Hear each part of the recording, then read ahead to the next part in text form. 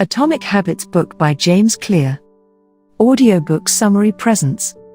An atomic habit is a regular practice or routine that is not only small and easy to do but is also the source of incredible power, a component of the system of compound growth. Bad habits repeat themselves again and again, not because you don't want to change, but because you have the wrong system for change. Changes that seem small and unimportant at first will compound into remarkable results if you're willing to stick with them for years. The 5 big ideas. Habits are the compound interest of self-improvement. If you want better results, then forget about setting goals. Focus on your system instead. The most effective way to change your habits is to focus not on what you want to achieve, but on who you wish to become. The 4 laws of behavior change are a simple set of rules we can use to build better habits. They are: 1. Make it obvious. 2. Make it attractive. 3. Make it easy, and 4. Make it satisfying. Environment is the invisible hand that shapes human behavior. Chapter 1. The surprising power of tiny habits. Success is the product of daily habits, not once-in-a-lifetime transformations. You should be far more concerned with your current trajectory than with your current results. Your outcomes are a lagging measure of your habits. Your net worth is a lagging measure of your financial habits. Your weight is a lagging measure of your eating habits. Your knowledge is a lagging measure of your learning habits. Your clutter is a lagging measure of your cleaning habits. You get what you repeat. Time magnifies the margin between success and failure. It will multiply whatever you feed it. Good habits make time your ally. Bad habits make time your enemy. Goals are about the results you want to achieve. Systems are about the processes that lead to those results. If you want to predict where you'll end up in life, all you have to do is follow the curve of tiny gains or tiny losses, and see how your daily choices will compound 10 or 20 years down the line. Breakthrough moments are often the result of many previous actions, which build up the potential required to unleash a major change. If you find yourself struggling to build a good habit or break a bad one, it is not because you have lost your ability to improve. It is often because you have not yet crossed what James calls plateau of latent potential. The plateau of latent potential. When you finally break through the plateau of latent potential, people will call it an overnight success. The purpose of setting goals is to win the game. The purpose of building systems is to continue playing the game. True long-term thinking is goal-less thinking. It's not about any single accomplishment. It is about the cycle of endless refinement and continuous improvement. Ultimately, it is your commitment to the process that will determine your progress. Habits are the compound interest of self-improvement. Getting 1% better every day counts for a lot in the long run. 1% better everyday habits are a double-edged sword. They can work for you or against you, which is why understanding the details is essential. Small changes often appear to make no difference until you cross a critical threshold. The most powerful outcomes of any compounding process are delayed. You need to be patient. An atomic habit is a little habit that is part of a larger system. Just as atoms are the building blocks of molecules, atomic habits are the building blocks of remarkable results. If you want better results, then forget about setting goals. Focus on your system instead. You do not rise to the level of your goals. You fall to the level of your systems. Chapter 2. How your habits shape your identity, and vice versa. Changing our habits is challenging for 2 reasons. 1. We try to change the wrong thing, and 2. We try to change our habits in the wrong way.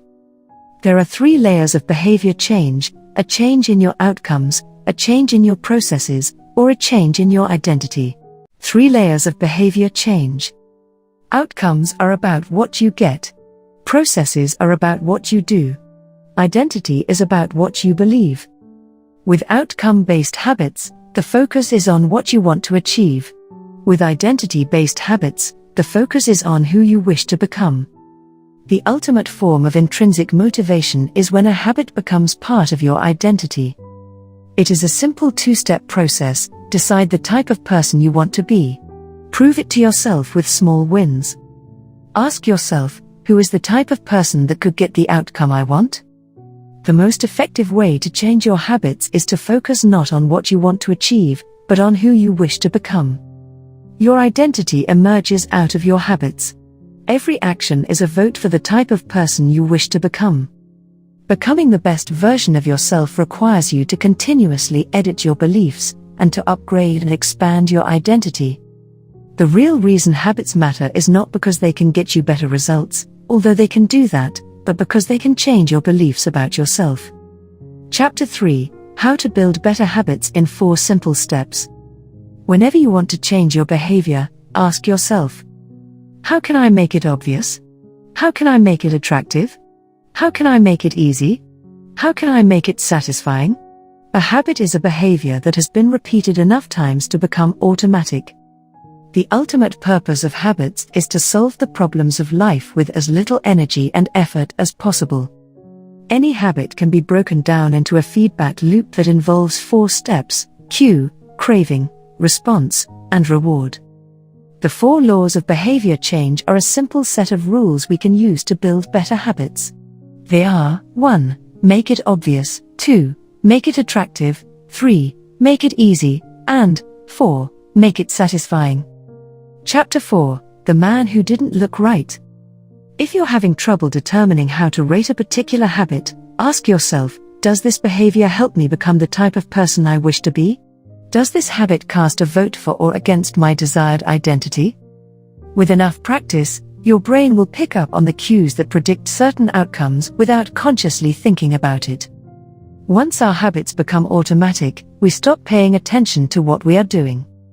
The process of behavior change always starts with awareness. You need to be aware of your habits before you can change them.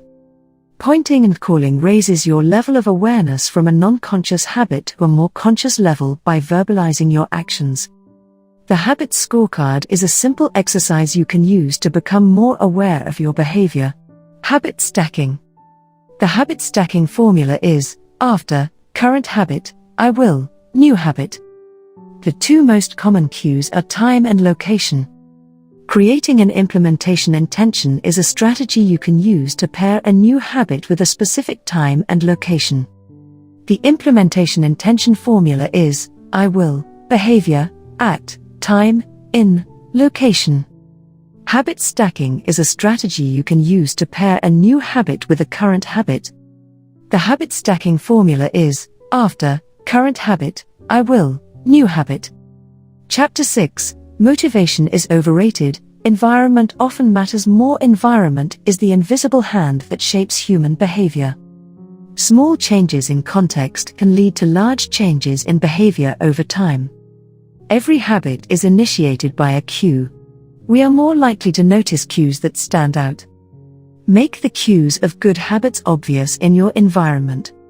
Gradually, your habits become associated not with a single trigger but with the entire context surrounding the behavior. The context becomes the cue. It is easier to build new habits in a new environment because you are not fighting against old cues. Chapter 7: The Secret to Self-Control. The inversion of the first law of behavior change is make it invisible. Once a habit is formed, it is unlikely to be forgotten. People with high self-control tend to spend less time in tempting situations. It's easier to avoid temptation than resist it. One of the most practical ways to eliminate a bad habit is to reduce exposure to the cue that causes it.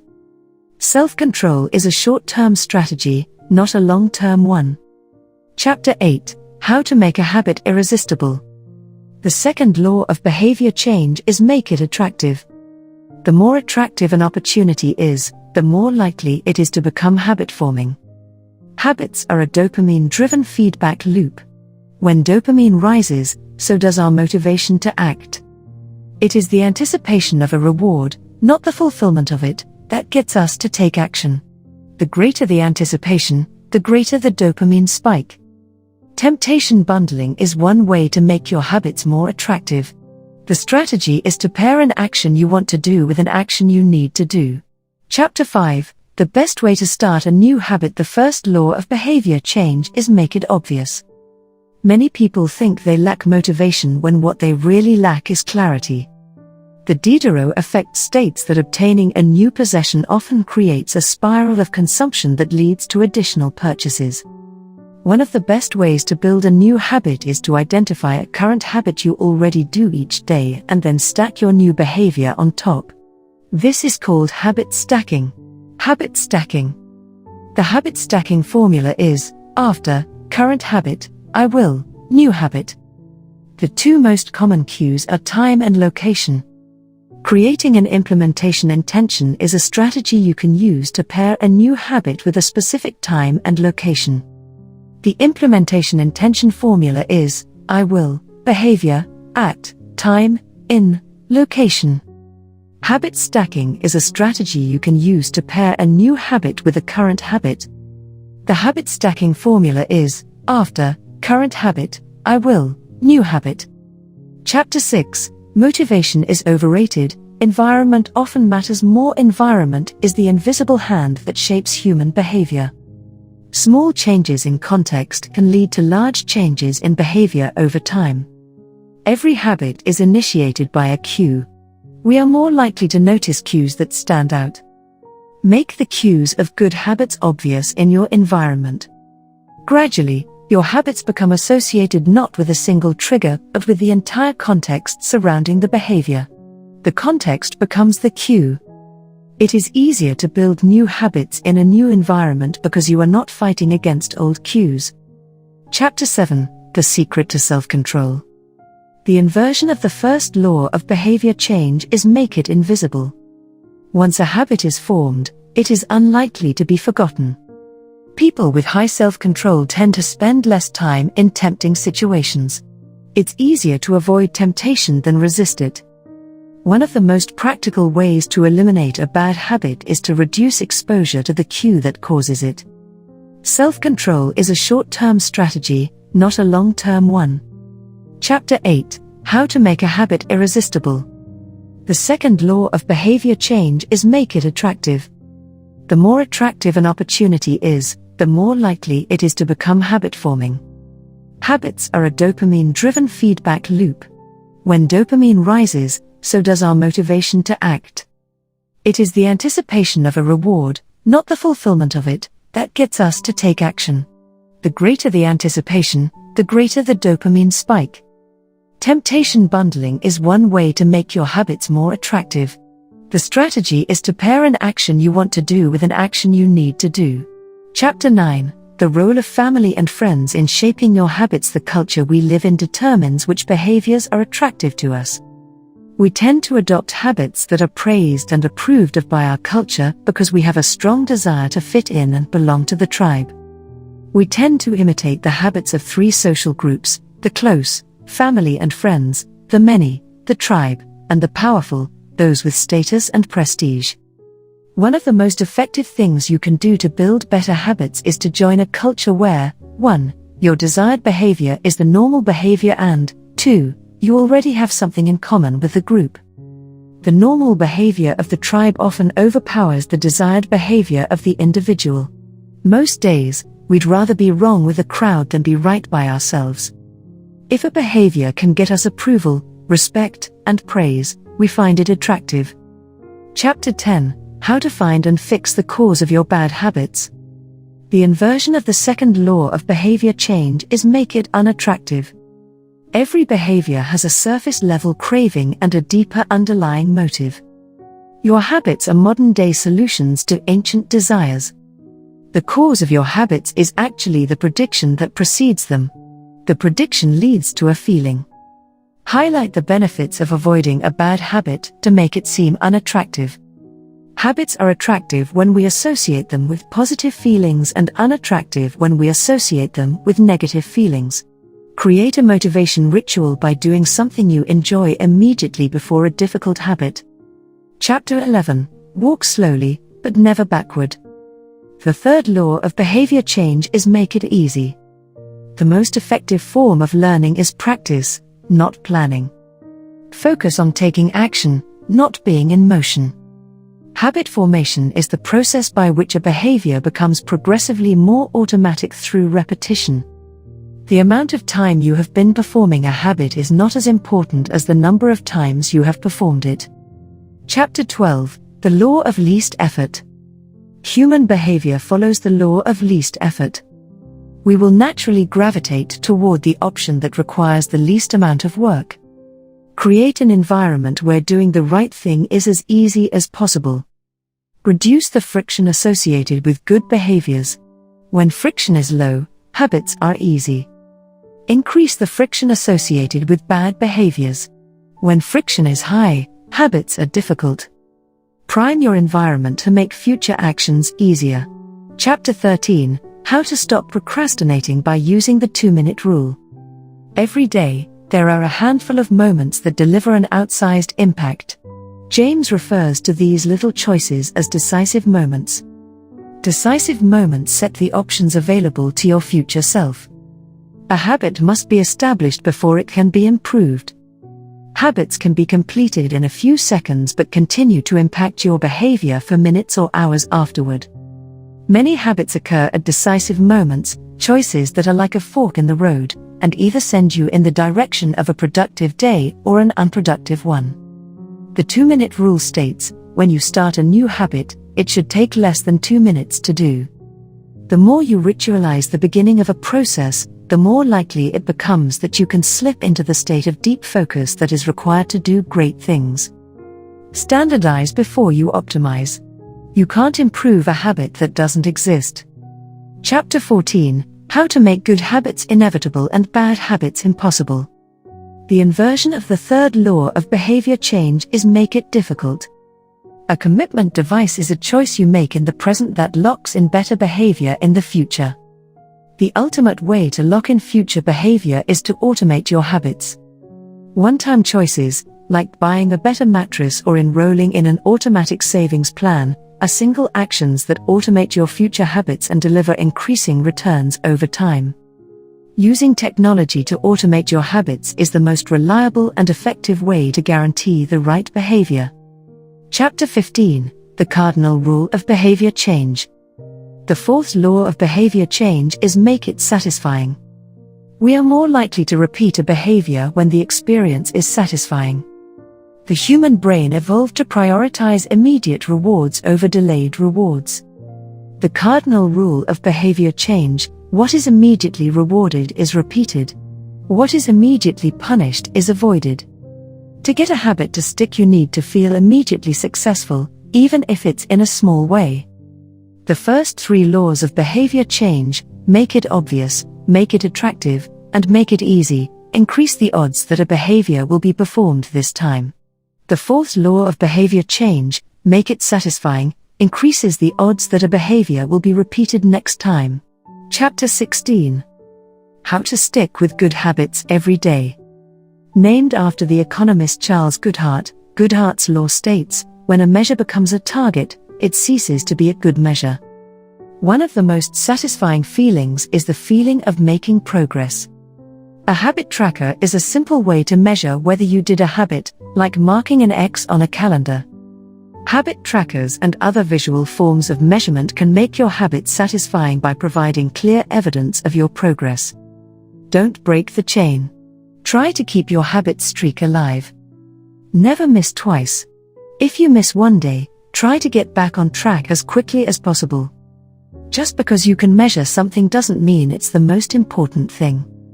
Chapter 17, How an Accountability Partner Changes Everything. The inversion of the fourth law of behavior change is make it unsatisfying.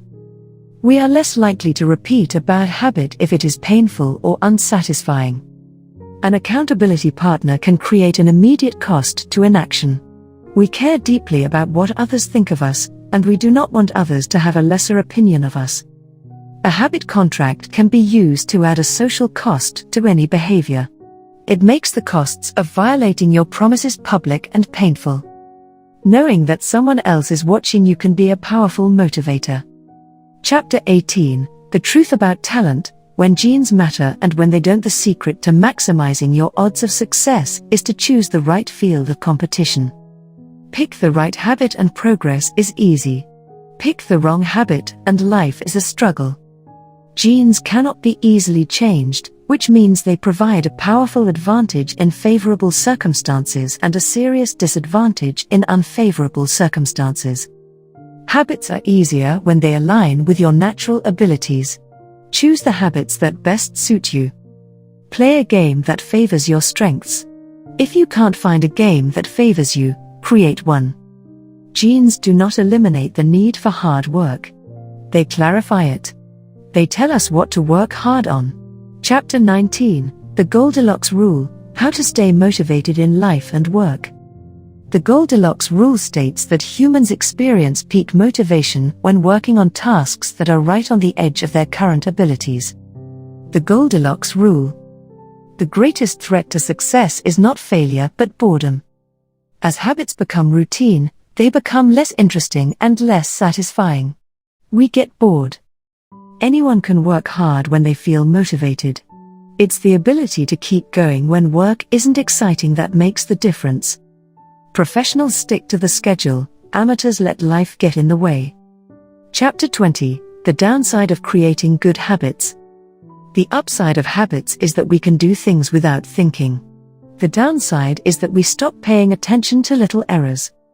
Habits plus deliberate practice equals mastery. Reflection and review is a process that allows you to remain conscious of your performance over time.